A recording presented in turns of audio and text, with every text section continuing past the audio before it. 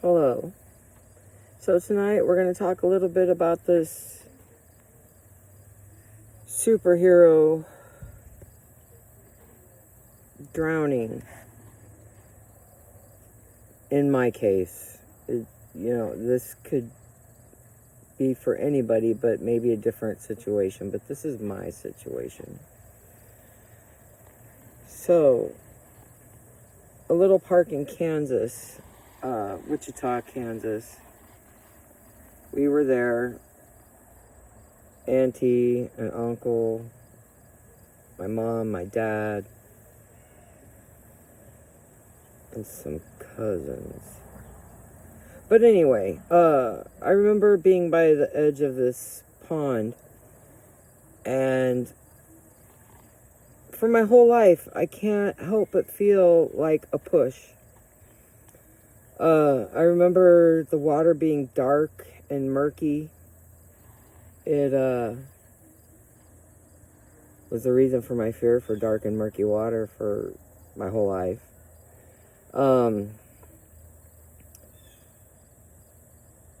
remember hitting the bottom, and I remember nothing after that but coming back up and crying and crying and crying and trying to grab the rock and get out, and it kept slipping. So my dad comes over, and he wasn't, oh my God, my baby girl. He was more like, oh my gosh, and started taking pictures. There's proof. Mom had them for years. Me, wet, soaking wet, sitting in front of my mom trying to cling to her leg while she looks unbothered. A blanket. I was given a blanket. My grandma later, I inherited a picture, and she painted a picture of this park and this pond.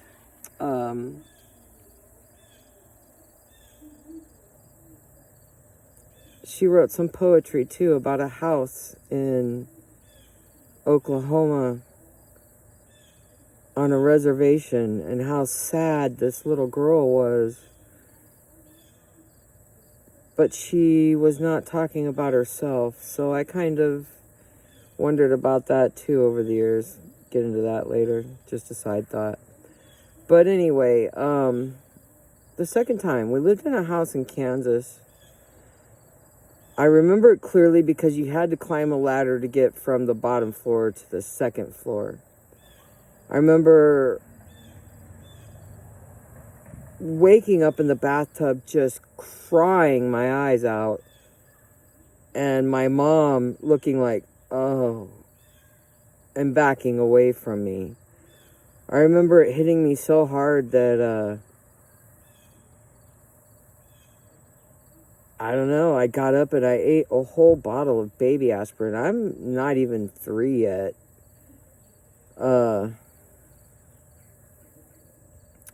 Just kind of going over memories that I've had my whole life.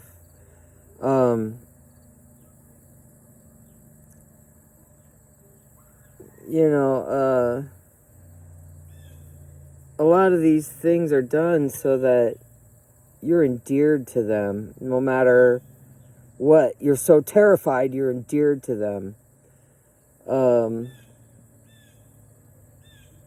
I kind of want to go over the Sacramento deal.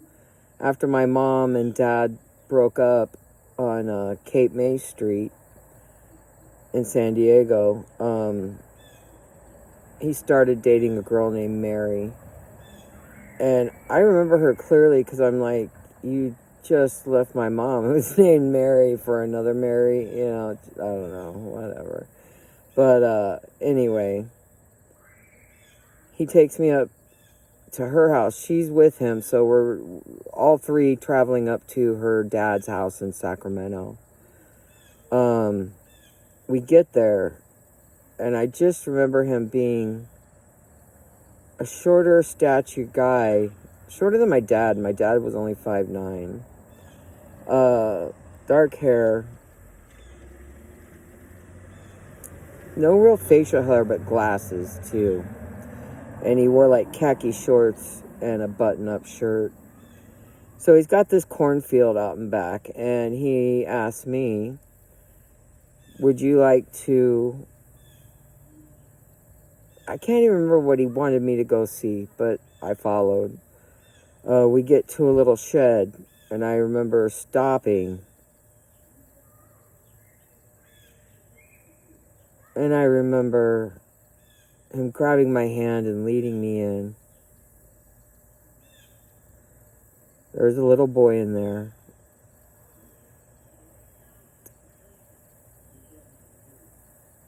I don't remember much after that. But I remember leaving the shed. And I remember him saying, "Get out of here." Everything in my bones say that this little boy didn't make it. And my memories over the years have never changed. So I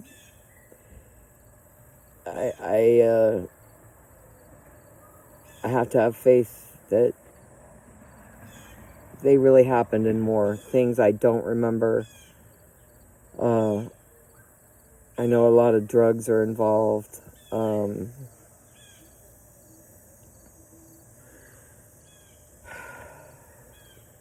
It's just a crazy world. I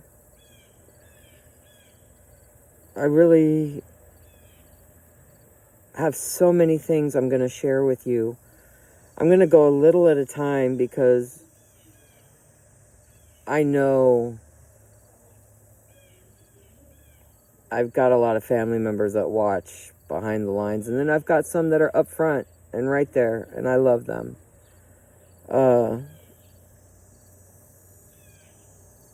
But what we went through wasn't normal. I'm going to go over a little bit about the drive-in theater and the scary movies.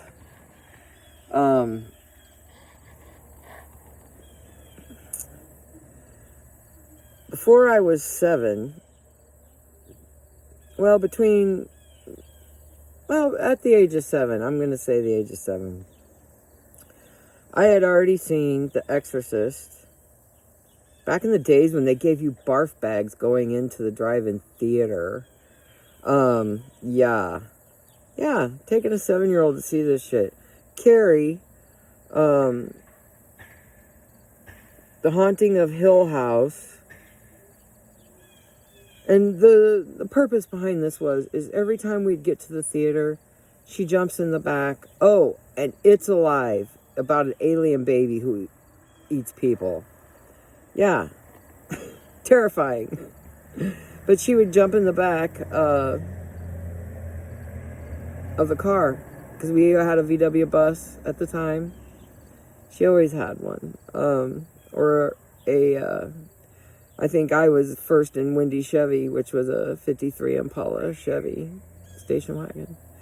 But she'd go back there and go to sleep, and hoping you would go back and go to sleep with her. Because once you're asleep, she did her thing. I can't tell you because we were asleep, but my thought was when I was 12 is like, I had all these men come in and just touch me in my private spot and be so shocked when I woke up. But I learned later over the years that my mom could tell when we were asleep and had a way of masturbating us while we were asleep. I used to think, gosh, do I just get touched and wake up and start, hey, you want to have, It scared me for a while, and then I realized, no, she just had a way of doing it in your sleep, hence the dogs that were trained for oral. Always had a dog trained for oral. We'll have to discuss that one and how I got over that. That was hard for me, being an animal lover. Which I think is what made it even more a jab against the light. But anyway, I was like 26 when I you know what? From that time on, when we got an account at, oh gosh, it was still VHS days. We had an account at this one place over on 33rd Street. I rented horror movies because after this, I'm like, hey, I kind of liked them, And now I realize it was a training because a lot of it, there were certain movies that gave me clues and hints as to what was going on. So anyway,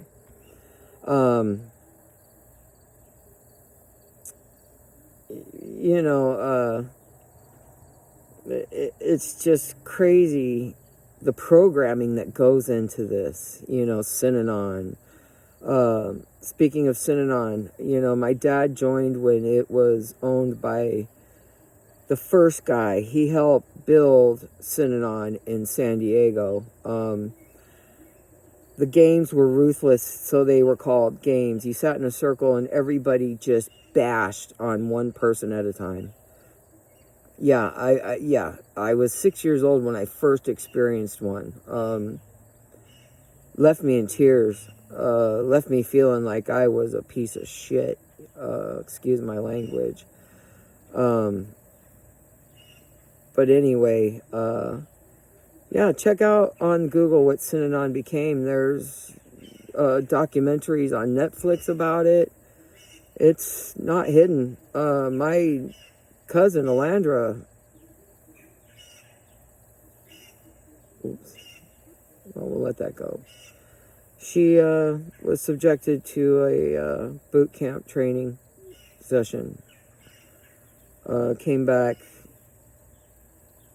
super skinny, starving. Yeah, you weren't given food. You were told you could forage for certain things, I guess. But anyway, it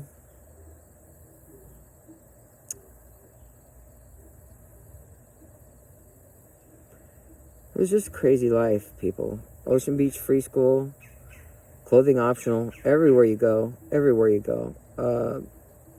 I got in because my dad knew the founding people of it. Always clothing optional, always sleeping naked with the adults. We were not, we were little people, like I explained. So anyway,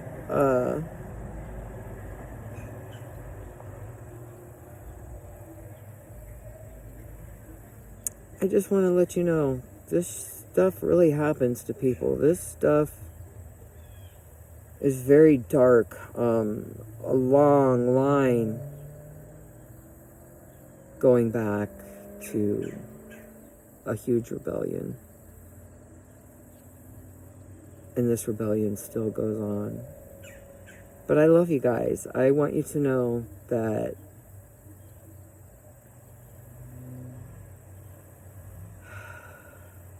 I have forgiven everybody.